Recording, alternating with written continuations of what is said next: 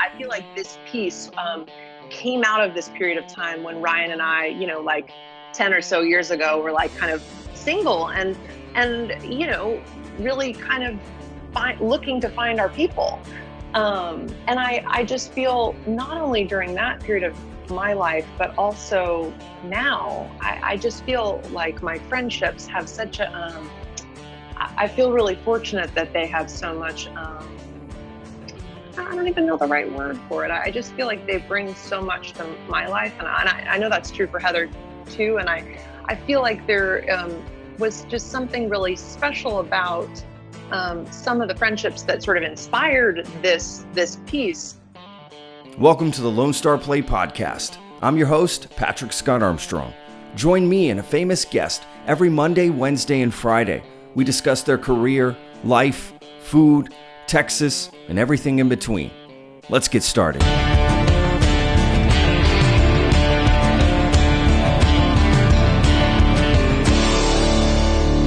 Can you tell I'm in Brooklyn from my back? Yeah, right. Yeah. Yeah, super Brooklyn, the brick, right? The brick, I know. Yeah, exactly. 100. Yeah, exactly. I love that. Thank you so much for making time to talk. I'm so happy to get to meet you. This is awesome. Yes, I'm super excited to meet you as well. I just got done watching, the series, the short, everything. So I'm just like all full of like emotion and energy from watching it. Thank you. Yeah, I'm super excited to talk to you about this. Yeah, it's a great project. Thank you. But first, Thank you so much. First, I want to start with just Texas, growing up in Texas, and we'll just sort of, we'll organically, we will get there. That sounds perfect. Yeah. So yeah, just tell us a little about that. Like where in Texas did you Totally. go? So I was born in Fort Worth, Texas, in the Harris Hospital, where my dad, who is a twin, and his twin brother, as well as my Aunt Betty, were also born. So raised in Dallas until I was like 8 or 9. My mom was a member of the Dallas Theater Center when I was growing up. So like, very, very Dallas, born and bred. And then we moved when I was about, I think 9, to Cambridge, Massachusetts, where she was then a company member at American Repertory Theater, which is also a really cool theater that's affiliated with Harvard.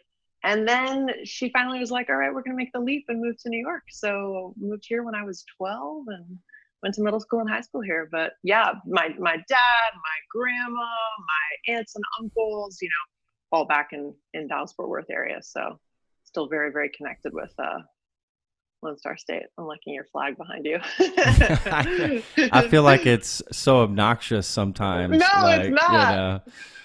I figure, well, if I'm going to go all in, if I didn't have a podcast called The Lone Star Plate, I promise I probably wouldn't have this up.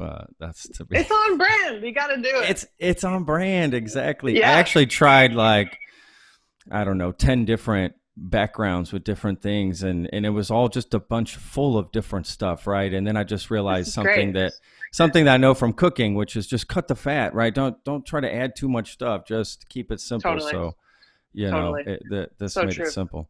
Well, good. So how often do you go back to Texas? I mean, you said you still have family there. Do you still make trips back? Yeah. Oh, absolutely. I was just there actually like right before the pandemic. So I was there right at the end of February. I was staying with my grandma, Betty Bob Buckley, in Fort Worth, Texas, and getting to see her and my dad and my aunts and my cousins and all the fam. So yeah, literally was just there before the world shut down. So I'm really looking forward to getting to see them all in person and, rather than just on Zoom and FaceTime sometime when this all, settles out. But yeah, was just there. That's awesome. Yeah. Of course, everybody's ready to get back seeing other people. Although my mom's kind of just like, we'll see each other when we see each other. My mom, what the hell? What is going on here? My feelings. Yeah. Yeah, I was like, Mom, I can make a trip up. I can see you through the window. We can have a moment through the window. She's like, no, don't bother. We don't. No, is she near you? Is she in Austin? She said, no, I'm in Austin. She's in Dallas. Okay, cool. Yeah, she's in Dallas, which is where I grew up. for the most nice. part as well. And she's been there. She's been in Dallas for 40 years now, I think. That's amazing. She moved up from Mexico. My mom's from Mexico City. Oh, that's so cool. So yeah, for first Omaha, Nebraska, weirdly enough, nice. and then Dallas, or Texas. I like that. Yeah. Can I ask where you went to like elementary school in Dallas? I wonder if I know. Well, actually, specifically, I always say Dallas, but specifically right outside of Dallas is the Grapevine, Euless area. That's where my aunt lives. Yeah. That's where I went to school, the Grapevine Colleyville school district. Oh, amazing. So, amazing. Yeah. I honestly don't remember. Oh, yeah, definitely. Yep. So I know it well. I know it well. Definitely know South Lake very well. Yeah. I honestly don't remember my elementary school. I think I went to 3 different elementary schools. Totally. I don't know why we did that, to be honest with you. I don't know why there was so many schools. I guess they just kept building them. They just kept building new schools. It was like, oh, okay, you gotta go over here. You're a kid. Yep. I don't know what the hell's going on. I just get on the bus and go. Although back in those days, I was a latchkey kid. So, ride a bike or walk. In fact, there was a funny story about me as a kid. I would constantly ride my bike to school and then walk home. And my dad would come home and go, like, what happened? Hey, Patrick, where's your bike at? I go, it's right out by the. Dad, gummit! I walked home. I would forget my bike. I would forget that I rode my bike to school.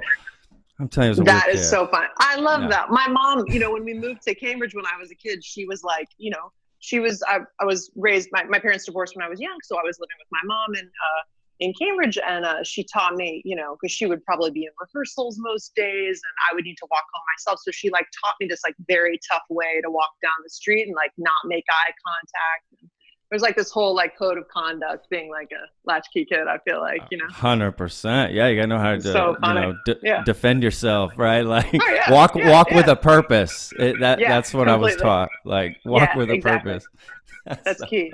That's key. Yeah. That's key. Yeah, that's funny. Well, look, let's talk a little bit about. I'm sorry. I just got to get to it. I'm ready to talk about the stuff I watched. Let's do it. It's just so awesome. I honestly. Thank you. Didn't know what to expect, just like anything. I really like to go into watching things without knowing too much if I can. I'm actually one of those people, old school. I even if I prefer not even to see a trailer, to be honest with you, most times. Yeah. I just want to go into it and watch it. And I was pleasantly surprised with, let's just start with the series that comes out. You know what? Tell us a little bit about when it comes out. Totally. And that way I know what I'm allowed to talk about. I don't want to get some spoilers here. No, it's all good. It's all good. You can talk about whatever you want to talk about.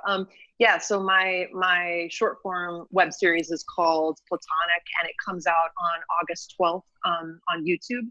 And we have a website, platonicseries.com, where it's all all the episodes will be once they're launched.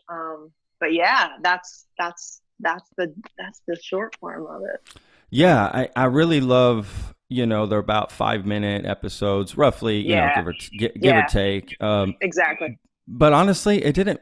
You put so much into those 5 minutes, right? So thank you. It feels very dense. Those 5 minutes, and that surprised me that a series can carry like that, right? That there's this. Thank you. Instead of making this, I guess you had 10 episodes, so you could have made a medium, a short, long film, whatever.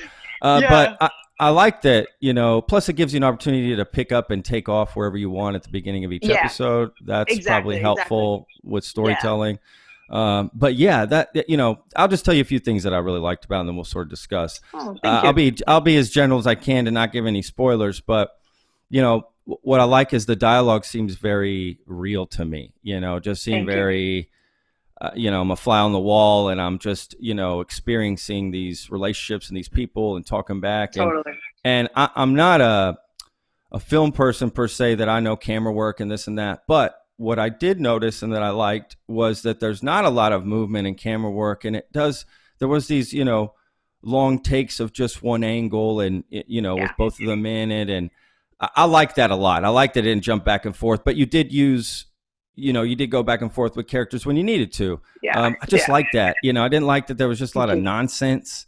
It was like always to the point of what's happening in the show, which is why I think the 5 minutes Thank you. felt so long, right? Felt not long, but felt longer than it was. You were getting this whole story out of it. So, Yes. and all the amazing actors and actresses that you had, which was great. And, you've still got a couple characters, obviously, that are carry the whole story through. Yeah, for sure. And obviously the biggest theme, at least that I took away from it, was the whole idea of, can you get everything from one person, which I love. Yeah. I love that concept. I don't know if I've ever even thought about it as clearly as that. I've probably had conversations in that ballpark, but just have it laid out as clearly as that was really interesting. And, and that's honestly what got me. I'm still thinking about it, right? And I'll still think about it after our podcast. I think that conversation is, and I like films or series or content that's like that leaves you with something later on where you're like, hey, let's talk about this. What do you think about this? So yeah, that's where I'm at. I absolutely loved it. I'm so touched. Thank you so much for what you said. I really appreciate it. I really do. I think that was definitely something that I was, that was on my mind in terms of the central theme that you actually articulate. I want to take that and like plug that in on my synopses, because that was really well said. Thank you. Just in terms of thinking of, basically it's based on my relationship with my best friend from like basically 10 years ago, maybe 8 years ago, when we were kind of single and looking for connection, looking for partnership, but kind of looking for love in all the wrong places, and actually feeling this sense of being sustained, and that like our primary relationships were actually our friendships, and that there's so much kind of like richness and so much depth and so much texture in what you're getting from your supposedly platonic relationships. And also something that I realized as we were shooting it was that there's almost this sort of greater intimacy between the friends on the show than there even sometimes is between the sort of potential love relationships in the series, which was really fascinating. Like we were shooting, and all of a sudden we would just like find, the actors would sort of find this like tableau of like, they would be kind of like kissing each other's like necks or hugging or like spooning or something.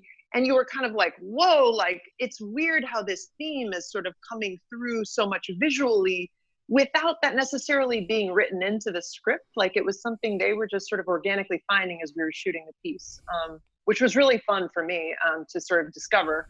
And then, there was something else that you were saying that I was wanting to pick up on. Thank you for saying that about the dialogue feeling organic.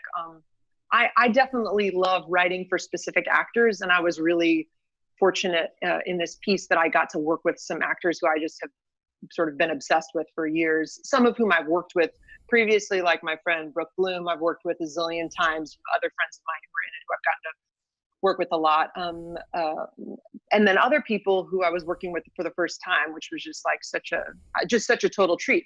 But in addition to writing for people's voices, and once I knew who was cast, sort of like tweaking dialogue so that it felt really tuned to their voices. In addition to that, on set, we found that actually it felt like we got the most sort of authentic connections, and the most, it just felt the best when I really encouraged them to improvise and to sort of take the script as a template, but then to really run with it and really find stuff organically. And some of my favorite moments were just completely improvised and just totally a credit to, the ease and the grace that the actors brought to it. And then on the backside of that, my friend Summer, who actually plays the lead, she also is our editor. So she she was amazing. By the way, she's just so extraordinary. Good. Yeah, thank you so much. She's phenomenal. Like I think she's such a star. Like I'm just 100% so amazed by her. But she also cut the series, and she actually cut my short CC Dances the Go-Go, which you really watch. But Yeah, Yes. she's just like a crazy hyphenate, phenomenal creative person. So I was going to say though, on the back end, the fact that we improvised so much meant that the job for her as editor was just that much more sort of integral in terms of what do we like the most? What are we selecting from all that great sort of raw material to choose from? Yeah, that does leave the door open for more stuff later, right? So many options. Which is good and bad, right? I guess. Exactly. Well, yeah, a lot of interesting raw material. Yeah. Totally. I honestly, I don't even know how those decisions would be made. To be honest with you, that'd be so tough for me. I just can't even imagine doing something like this. So yeah, it's just so great. Thank you. There's you so one. Much. I gotta say, it was humorous as well. Like I laughed out loud so many times. And the one episode in particular just stands out to me so much. And I can't remember the actress's name. It's episode 4 with is her name Deborah? Maybe Deborah S. Craig. Is that it? Yes. Okay. Yeah. Oh my God, she's that amazing, woman right? is hilarious. She is phenomenal. So. I mean, I'm laughing right now just thinking about the look she gave and that whole scene at the bar, and it's just so good. I know. She kills me, and she and my friend Ryan, who plays Billy, who is just brought so much to this piece, and totally. the piece is actually. He's my bestie, and so the piece is sort of fictionally based on our friendship, which is so fun. But he and Deb brought so much to that scene. Like we started off with it in one place, and she really had some smart thoughts on it, and so I did a big rewrite, and then again, like we sort of improvised on top of that, and it was just really, really grew because of what both of them brought to that scene. So, I'm so glad you dug that. Yeah. She's really special. She's really, really special. That's interesting. You talk about, that the actress had ideas and then you rewrote that and you put that in. I think that's such an not interesting. I think it's a great way to approach the art, but not all directors are like that, right? So why choose that? Why choose to be that way? What benefits do you see from that? Well, I just feel all along the way, I trained as an actor originally. I went to drama school at Yale and trained as an actor. My mom's an actor, my aunt's an actor. And so I grew up, I just love actors. I just love what they bring to the table. And sort of, I feel like at every stage in the game, once I started writing, I've so benefited from really good actors. I did my play called Older Lady a number of years back. My friend Brooke was in it. My mom played one of the parts, and two of my other favorite actresses, Nancy Lemenager and Emily Dorsch, are in it as well. And I just feel like I so benefited from them bringing their A game and making it better and better, and being authentic with me when they felt like something wasn't playing and needed a rewrite. I just feel like they always say that saying that directing is 90% casting. And I really experienced that to be true, that, it just is all about who you surround yourself with. And so then if I'm surrounding myself with really strong people, why not let them bring what they have to bring to the table? And Ryan is a major writer, he has a big screenwriting career, and as well as being a really terrific actor. So he was bringing all those things to the table. Deb also writes. So, just really loving their input, really loving their feedback, and really feeling like that scene in particular that you brought up really went from being something that was a more superficial scene on the first writing that was sort of written more for comedy, but didn't really get in deep, to what it is now, where I actually feel like it kind of really digs into Billy. It really digs into who he is and actually draws something true and real into the conversation 100%. About his sexuality that actually we wouldn't have gotten to unless they had both given me that terrific sort of feedback and had worked on it with me and had rehearsed it with me. Yeah. No, that's great. I mean, there's a great line in that about Austin.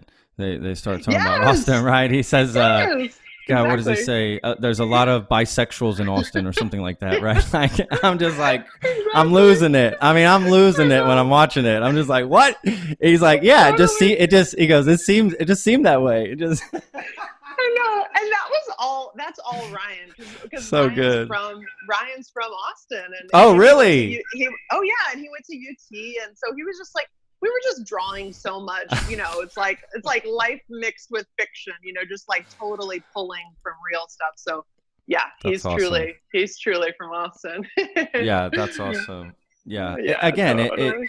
just like all the episodes, all these moments just feel so real, just feel so like they're happening, right? And I think that's Yeah. God, that's got to be such a hard thing to pull off because it's not happening. Right. It is, but it's not, right? You've set it up, you've showed up, there's a camera, okay? Like it's not like this is the real world, but the simulation is there. And oh my God, yeah.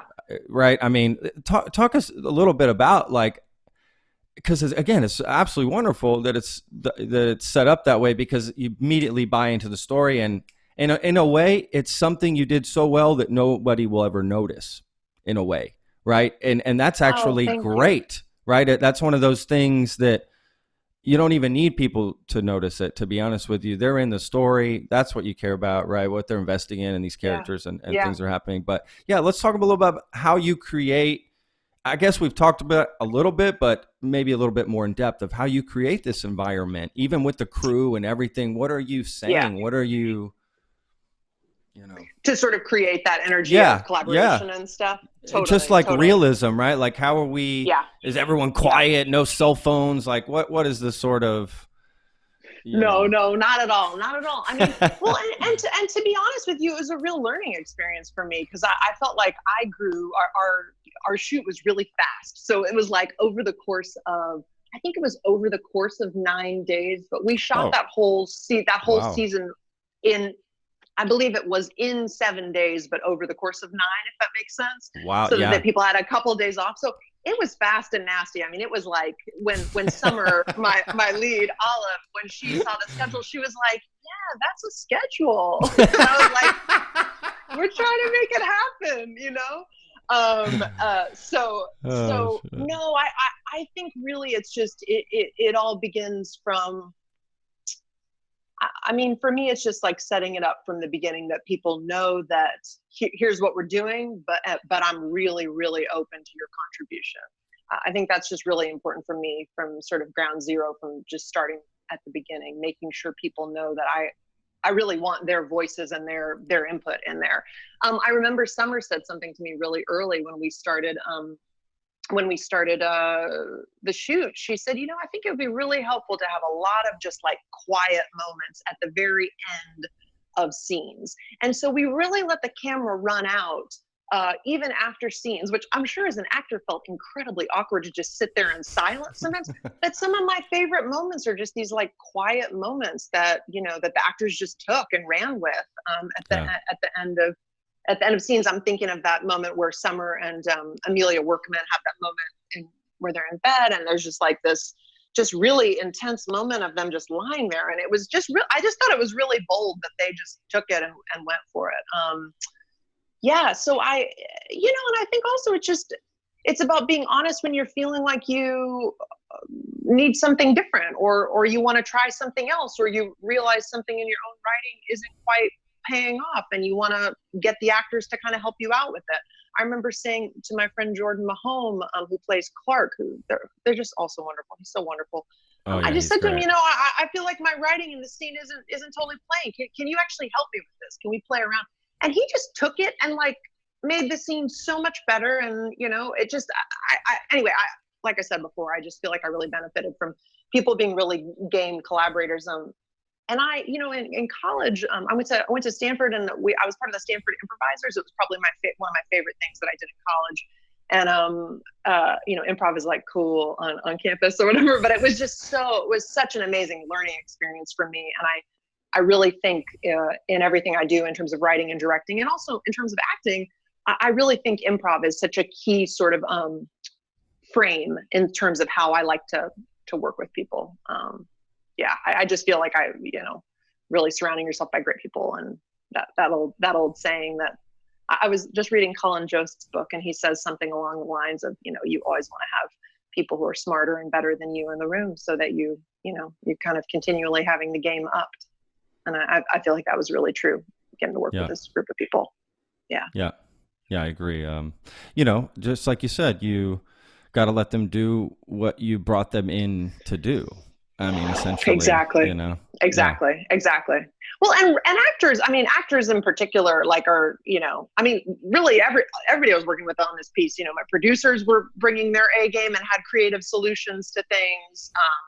My DP, forget about it, like just amazing collaborator, but really everybody really brought, so much to the table. And I was just going to say, I think actors have so much to offer in terms of, very often they're often writers, or they're really good improvisers, or, they kind of are bringing multi talents to the table. They're not just there to deliver lines by any Sure. means, Yeah. No, totally. Obvious. I mean, That's like the most obvious thing to say ever, but I just mean they're sort of like a very rich resource, I think. Sure. So, yeah. Well, you're also going to get the most out of someone, I think, when you leave that door open. Yeah, for sure. They feel invested. They sort of will take ownership, right? For sure. I'm thinking just in restaurant terms. I'm from the restaurant industry, so I think in those terms of, working in a kitchen, and you've got everyone working their stations, and you can't be over them like, hey, change this and change that. Don't move the spatula like this, move it like that. I mean, that's just ridiculous. Like, you let them go, and in fact, you learn from them in a lot of ways. Like you're saying, they'll tell you, because 100.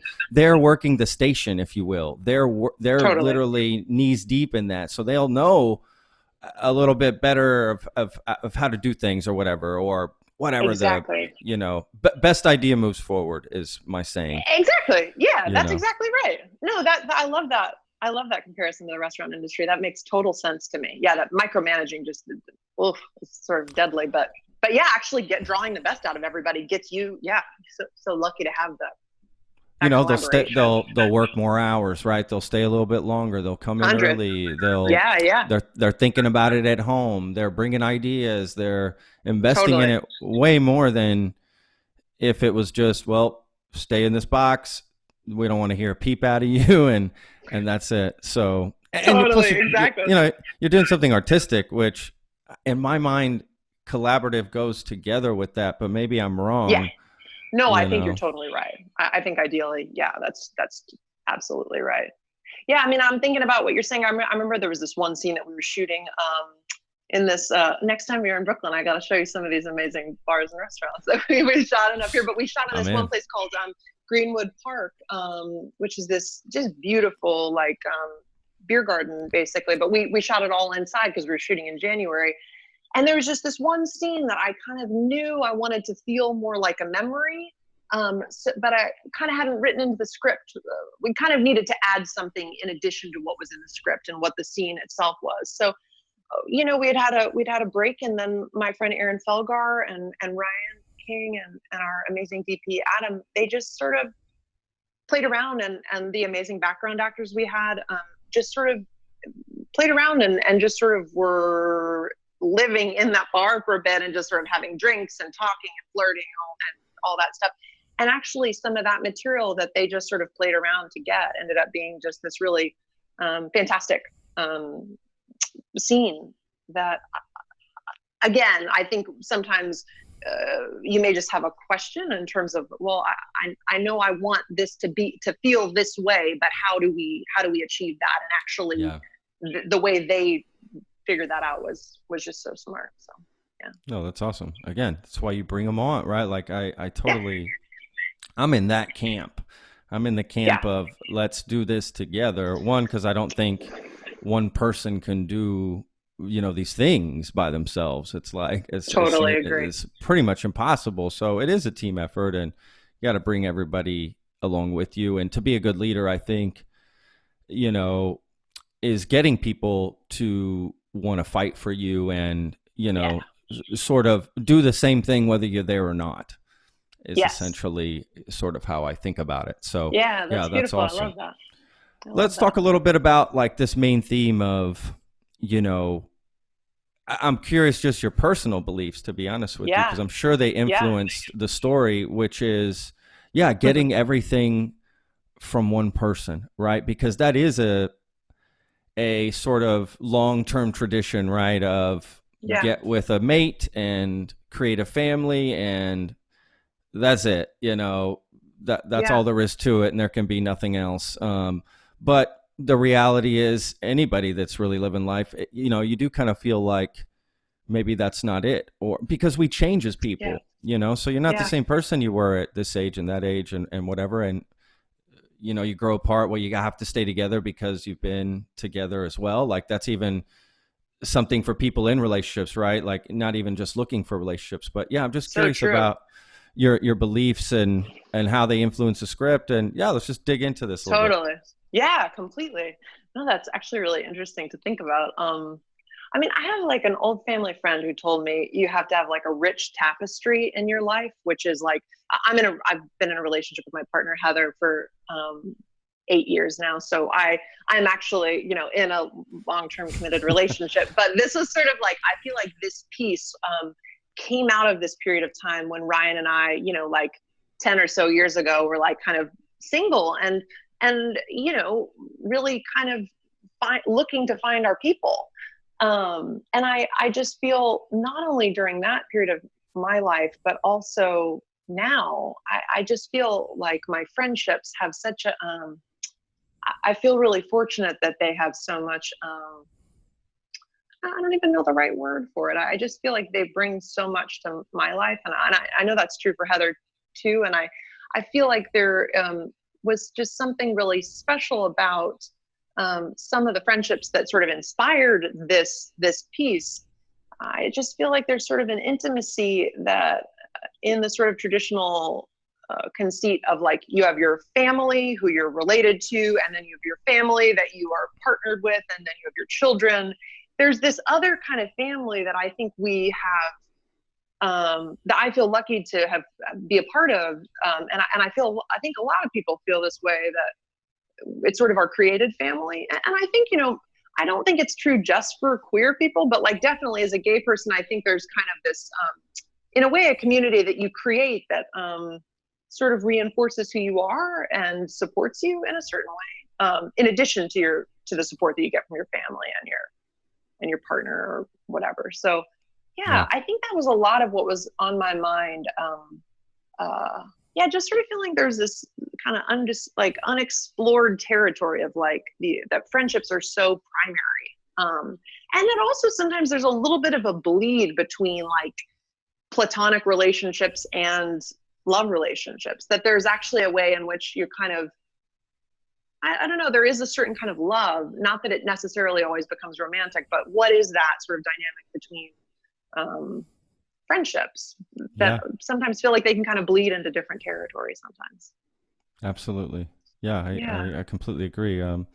It's an interesting, you know, life is just interesting onto itself, right? I mean, you know, let's just be real. So when you mix in, you know, having relationships, no matter who you're trying to have a relationships are difficult, exactly. Like just everywhere, right? Like my wife is from Spain. So cool. there's a different culture that she grew up in that I'm not accustomed to. Now, not to say that it's so different we can't be together, because obviously we are, but there are a lot of differences that we've had to encounter and go through, and things I've never had to go through with other people I've been in relationships with.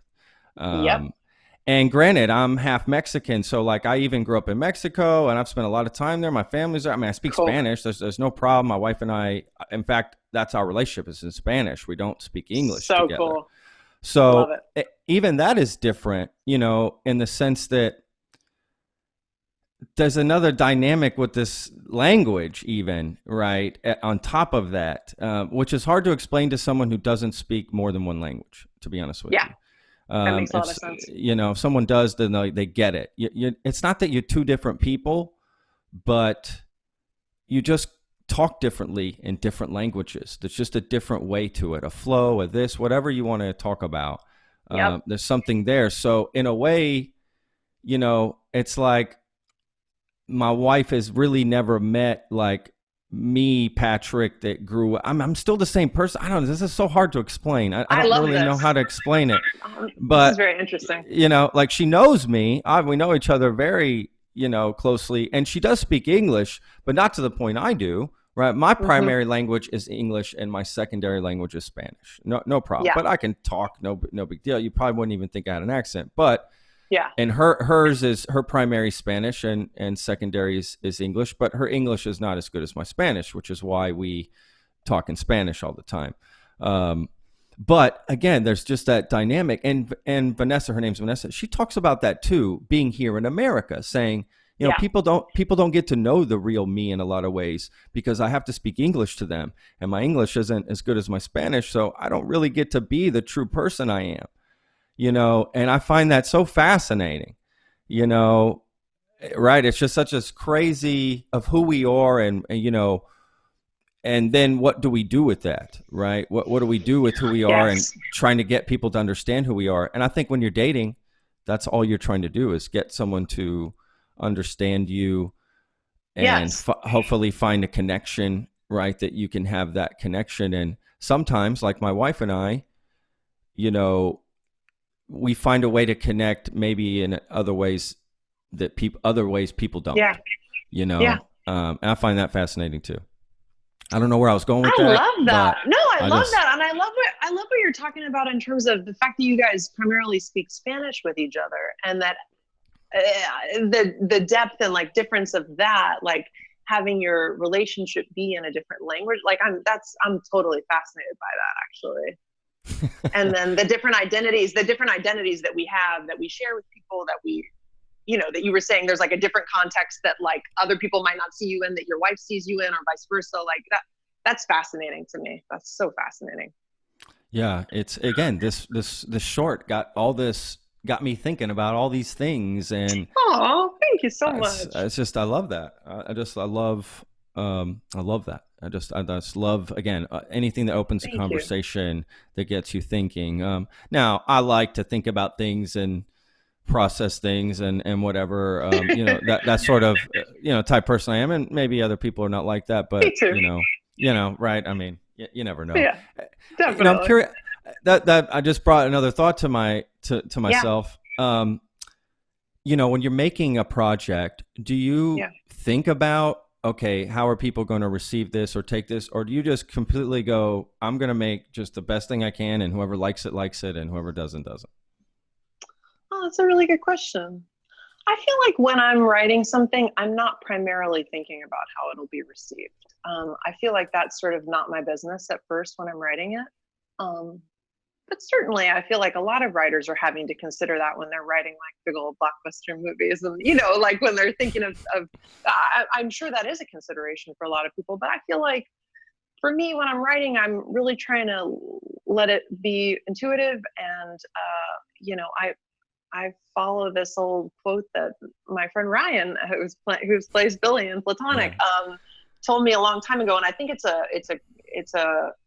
I think he said it's a Craig Lucas quote, who's a big old famous playwright. But basically the gist of it is, I'll paraphrase it, but the gist of it is to let yourself write through the arc of the thing. So kind of not to stop yourself when you're writing a draft of a piece, just to let yourself start and just go, get it out, and then go back and let yourself edit. So I always kind of try to let that like editor mind come in later than the sort of intuitive, because I don't really understand how writing happens. Sometimes I'm sort of always mystified by like, what happened? How did that thing arrive? What was that? And I do think there's kind of something kind of magic about writing, that you just kind of let your instinct go, and it's sort of a surprise what you end up with. And then you can sculpt it and craft it and change it and all those things. But yeah, I always like that. I always like that Craig Lucas quote that I paraphrased that Ryan told me.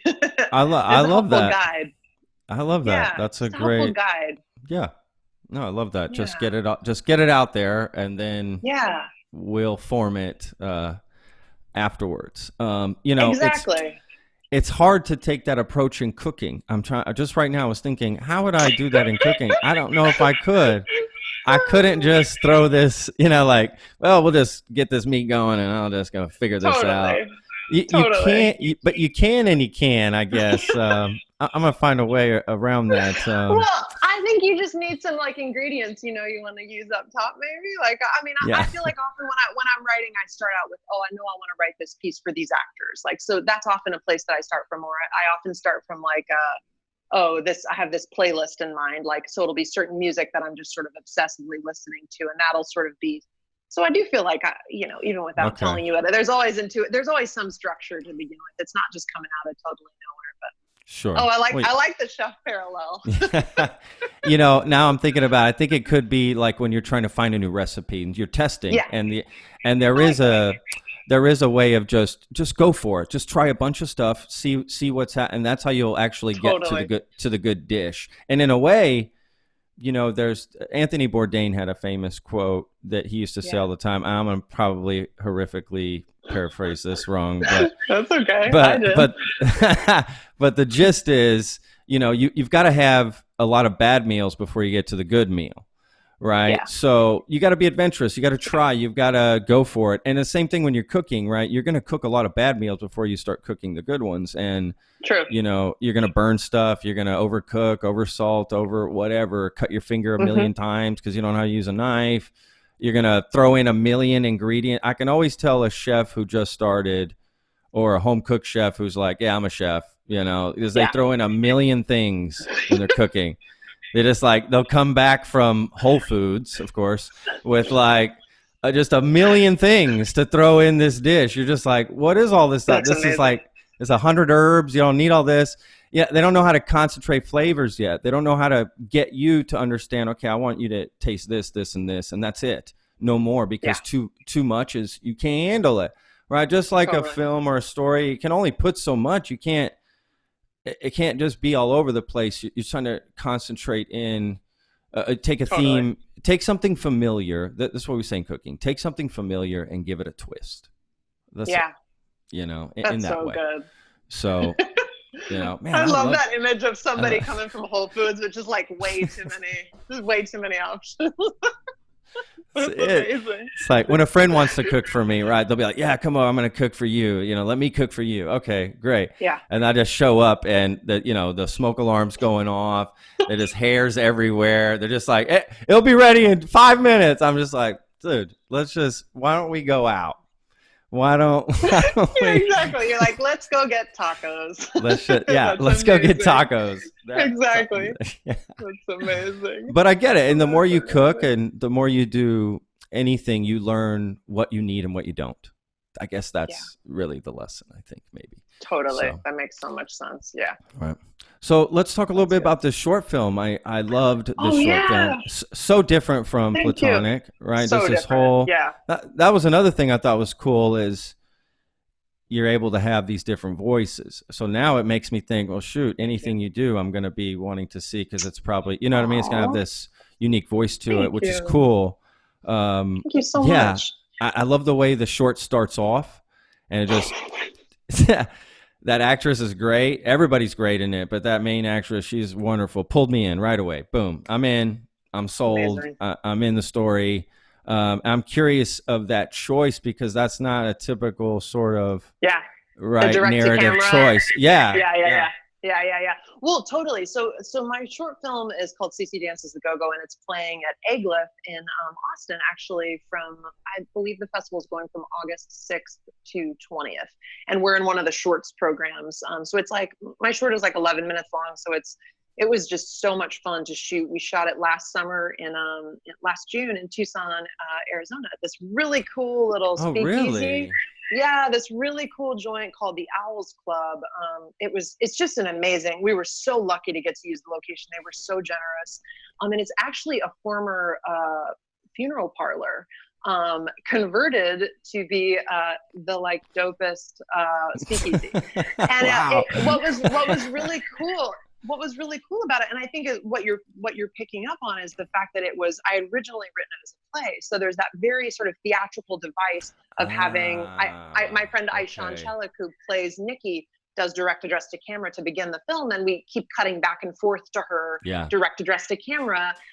So there was something so fun and so perfect when we found that space to shoot it in, and my amazing cinematographer, Chance Roberts, he and my also incredible producer, Rowena Mackay, found that space. And when we found it, I was just like, oh my God, could this place be any more dreamy? Because it had this proscenium arch. So there's this thing that looks like a stage that Cece, my friend Rebecca Whitehurst, who plays Cece, the go-go dancer, has this like kind of dope space to like dance in. It was just kind of crazy and kismet.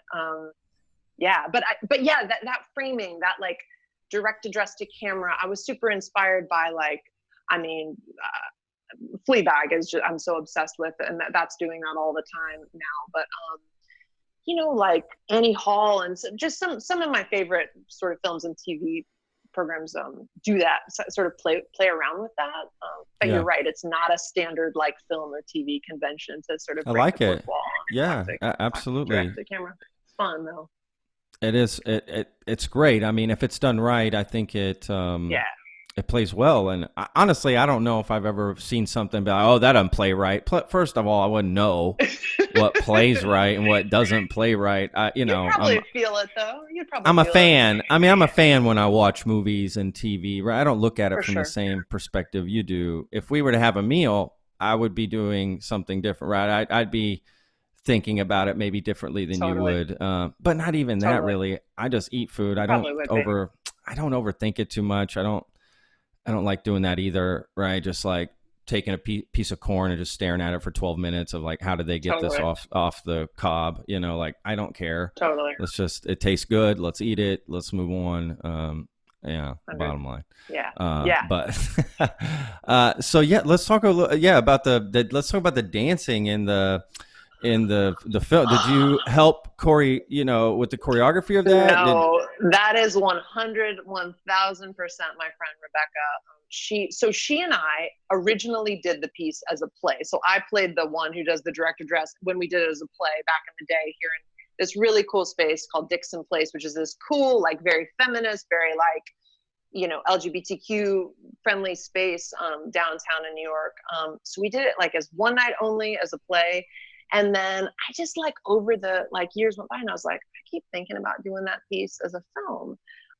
And so, but we just had such a blast doing it as a play, had this amazing team of designers. And so I kept talking to Rowena and Rebecca about making it into a film.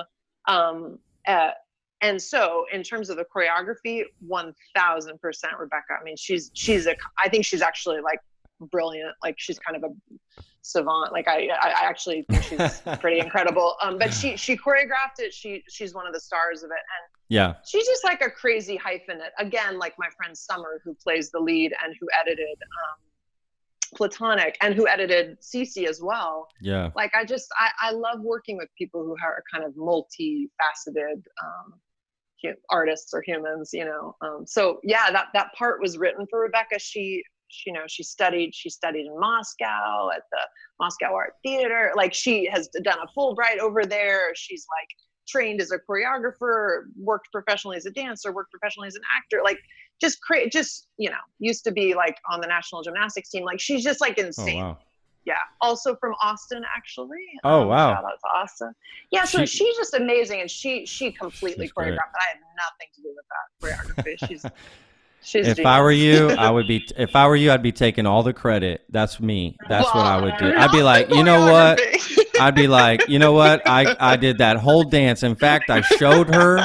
She copied my moves. That would be false. And then it was really cool when we were shooting. Actually, the way that she and Chance, who's our DP, who I just think is just incredible. How they collaborated, actually watching them work together. It felt almost like we were shooting a music video sometimes, like, because we had this one dance that he was shooting, that Rebecca was doing, and he was shooting it. It was on a dolly. And I was like, Chance, let's get that off the dolly. And he was like, exactly what I was thinking. And then he just like started doing this like roving shooting. I mean, it was just so sexy. And so, yeah, he's just incredible and so intuitive in terms of how he works. But yeah, I forget what the original question was, but yeah, really just like a really, again, like a really dreamy experience, and like a very, for that piece, we shot it over the course of like 3 overnights. So I mean, like everybody's like out of their minds, exhausted, but like just, again, coming with so much generosity of spirit. And yeah, just like a really amazing team, really amazing group of people. Oh, that's awesome. Yeah. The lighting and everything was great. I especially liked a couple scenes that the lights sort of turn off, right? That's the way the the short ends as well. Well, I don't want to give that away, Yeah. but I No, guess that's it's not giving okay. It it away. doesn't matter.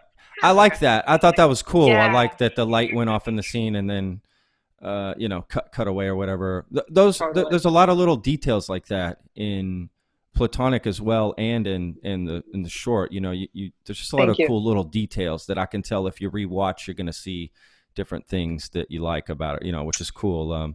Yeah, I Thank you liked so it. The, much. the lighting was cool. I think having the lighting like flashing on some of these moments where she came Yeah. up to Yeah. Cece, and that one scene, I just liked it. There's little details like that. I think Yes. were just great. Yeah, it was shot really well. The actresses were great. I think really, They're amazing. as a fan, just watching anything, it's all about the acting for anybody just watching, right? If you're just going to show something to a normal person, Totally. if Yeah. the acting's not good, they don't care about lighting and this, and they don't even know about I any agree. stuff like that, right? Like none of I that agree. matters. I agree. They're just going to be concerned with what's right in front, who's that person talking, and if it's good or not, and then from Exactly. there you're invested, right? Then you'll start to appreciate everything else from there. And yeah, that's why I enjoyed that short and the way it started, because you immediately brought into this character who's believable, and the angle was like just above her eye or something. I don't know, the way it was shot or Yes. something. It was cool. It was Yeah. just a cool. It's cool. That was you're so observant. That was a really cool discovery that Chance made when we shot all that stuff in the empty space with Aishan. Was just incredible. That day was so intense because we were literally shooting all of her direct address stuff at once on the very first day of shooting. And she was so just brave and bold to like go there. We had her sort of in this very stark white space, and we were kind of all outside of it. And then Chance, right at the end of our shoot, like he just was like, what if I move the angle up a little bit more on her? And for some reason, when he did that, the whole piece, you could kind of feel, oh, there's our piece, because there's something about the higher angle that I think makes it clear what the perspective of the whole film is somehow. Yeah. But and the moment with the lights going out at the end, I just can't thank Chance enough for cracking that all. So it was again, like just a really great collaboration with that group of people. And and my friend Aishan, who plays Nikki in it, it just, again, total generosity of spirit. One of my dearest friends in the world. She and Rebecca were both roommates of mine back in Brooklyn in my old apartment back in the day. So like just such great friendships and such great long collaborations, again. And then my friend Summer, who cut that and is the lead in this new piece and cut this piece. So it's really fun to get to collaborate with these people who I feel like I've sort of long friendships with, and who we can just sort of have like just like a longer conversation. Yeah, no, that's amazing. I think it's great to be able to work with your friends and people you get along with and respect, and wish the best for them too, right? And so it's great to work with. Yeah, I think that's awesome. For sure. Yeah, it's so true. Erin, what do you have? I know these projects are coming out, and I hope I'm not jumping the gun, but do you have any other sort of projects you got like in the wings, or is the pandemic sort of stopped all that? I don't really know. No, well, so we've been honestly, I've been really focused on finishing Platonic for the past, basically we shot in January. Summer was cutting, and I actually went out to LA to finish our cut right before the pandemic really put us in lockdown. My amazing sound remixing recorder, Ryan Schumer, worked with us in the spring to get the sound just right. And so we've just been focused on finishing that, getting that out. And I just finished a draft of Platonic season 2 that I'm really excited about. Nice. So I would love to get to shoot a second season. It's interesting because it feels like it takes it in a super different, less Platonic direction, which I think is sort of fun to explore. And then I have a new play called Ashram that was a finalist for a few different opportunities this past year. And I hope to be able to develop that more. And several different short form pieces. a feature film that I'm going to get my attention back to once we have this launched mid-August. Yeah. So I'm just trying to just, you know, kind of stay focused on one thing after the other. But yeah, for sure. It feels like we're on pause in terms of shooting anything right now. But I mean, it sounds like SAG and all the unions are really trying to find a way to make it possible to shoot things sometime soon. But obviously we want that to all be done, you know, carefully and safely. So who knows if people will really easily be able to shoot until I would imagine 2021 it'll feel more comfortable to maybe shoot things again, but just trying to get some scripts ready to go before then. Absolutely. Yeah. Now would be the time to write, right? I think if once the pandemic's over, if someone were to come to me and go, well, I didn't get this done, I didn't have the time, I'm going to be like, what? You'd be like, huh? You've had a year. I know. You know, it's like I know. I think for some people they were just so stunned for a while that like I feel like, of course, you know, like I feel like people just kind of were frozen and couldn't move for a bit. I mean, I actually feel grateful in a way. I mean, first of all, just mainly feel grateful for for health and my loved ones' health and friends and family's health. But you know, I feel like I've been really grateful that I had these pieces as points of focus during this period of time, because in a way it kept me focused on something positive and artistic rather than, you know, because it's just such a scary time, you know. 100%. So I feel really grateful for that. I'm sure for you too, doing the podcast, like it's amazing 100%. to be busy like that. Yes, absolutely. I'm eternally grateful, to be honest with you, because, you know, obviously not everyone is, you know, in a good position during this time. So yeah, I'm absolutely grateful to be able to still continue to do something and creatively something I love. And I get to talk to all these great people. Honestly, I feel guilty sometimes that like, totally, you know, yeah, I do. I feel guilty sometimes that that makes sense. I don't know, in a weird way, guys, like I should be suffering too, you know, but you know, at the same time, you know, right? You know what I'm saying? It's just you just have those thoughts here and there. Yeah, you know. I know what you're saying. Completely. Yeah, it's true. It's tough. It is. It's tough. But, you know, look, I'm glad that you're able to, you know, get this project completed and get everything out and get all the stuff and continue to work. And thank you. You know, I'm really excited, you know, for this to come out. I'm curious, what sort of, I don't know if you want to discuss this, you can or not, but what sort of metrics are you looking for to decide for a season 2? Like what is it? Is there a goal? Is there?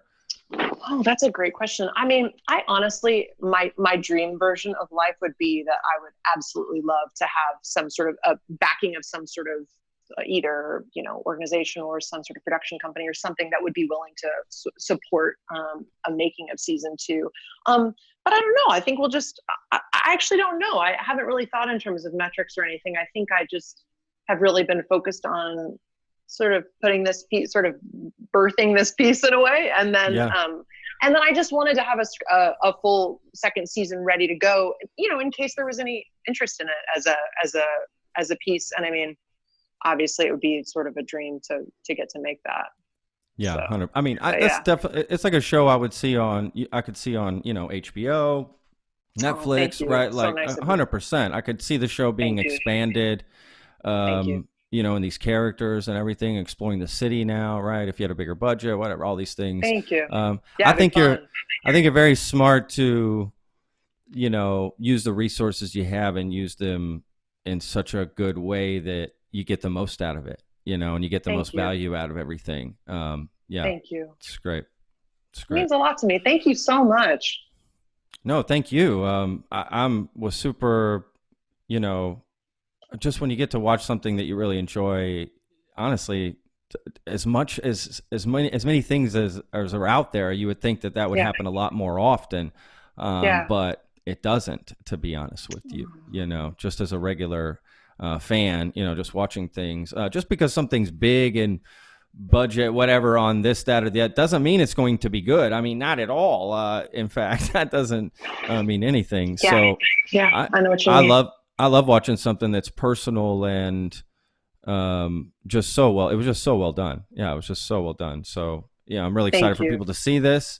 And is it going to be released like episode per episode? No, or we're actually going to put the whole thing out there on August 12th, because I feel like the series is best watched kind of just watching the whole thing straight through, watching all 10.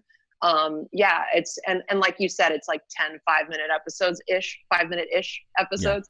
So I feel like, for me, I like to watch it just straight through. It feels like you, I don't know, kind of get the most out of it, but certainly you can also watch it in parts.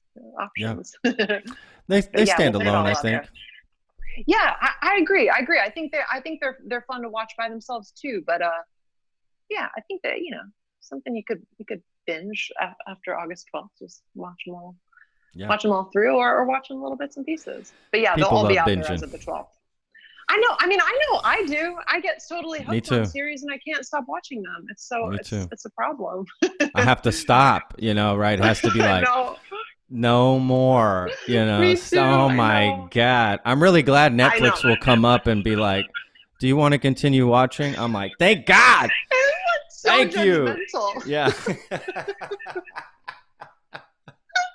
Heather, my partner, was like, "What? I'm still here. Like, why the judgment?" So funny. Why the judgment? I need it. I wish it actually was a little worse. I wish it said something like, "You've been here for 6 hours. There's Cheetos all over you. You haven't, the dogs need to go out. You need to get up off your ass right now." Because that's what my Netflix needs to say to me. That's a more personalized service. Personalized. I know that should be a thing, like personalized Netflix judgments. Like that's what I need. I need that because it would help me. Oh my God. But I'm all about the binge. Good. For sure. Me too. Well, Erin, how can let's tell people how they can connect with you personally online? Much. Any of that sort of stuff, websites, social media stuff. Yes, that's the day we're in. Totally. So the website for the series is platonicseries.com. And my website is erin-buckley.com. I love Instagram, I gotta say. I love Instagram, and I'm on Instagram at Erin_C_Buckley. And then the series is just at Platonic Series on Instagram. So those are the best places to go. And the whole 10 episode arc will be available. We'll have it on the website, platonicseries.com, on August 12th, but you can also find it on YouTube. It'll be up there as well. Awesome. Yeah, that's amazing. Awesome. Well, I'm lucky I've already seen it, so I feel privileged. I'm so lucky I got to talk to you today. So fun. No, this was awesome. I'm really glad that Norman, your uncle, hooked this up. I'm really glad he reached out to me. Too. I would have never touched. Yeah, it was awesome. So cool. It was awesome. I'm really excited for him as well. I'm so happy to talk to you. Oh my gosh, second season of Sweet Magnolias. Yeah. When I did my interview with him, he still didn't know, right? It was still up in the air, and I just can't even imagine that feeling. Oh my God. I just can't even imagine. Talk about like binging a series. I mean, Heather and I just started watching that thing, and we just like could not stop. Like it was a problem. Like nothing else was going on in our lives. We were just sitting there looking through. So I honestly, I thought Sweet Magnolias was so great that I was like, oh my gosh, this has to get renewed. But it's always vulnerable to wait to find out. So I was just so happy for him. Totally. So cool. Yeah. So cool. 100%. Yes. Very, very excited. Cool. Super happy he gets to go out and do one. I need to tell him if he needs some chef consulting on the show, I'm there. I'll do it. I told him. Yes. That's important. I'm going to need to text him right after this.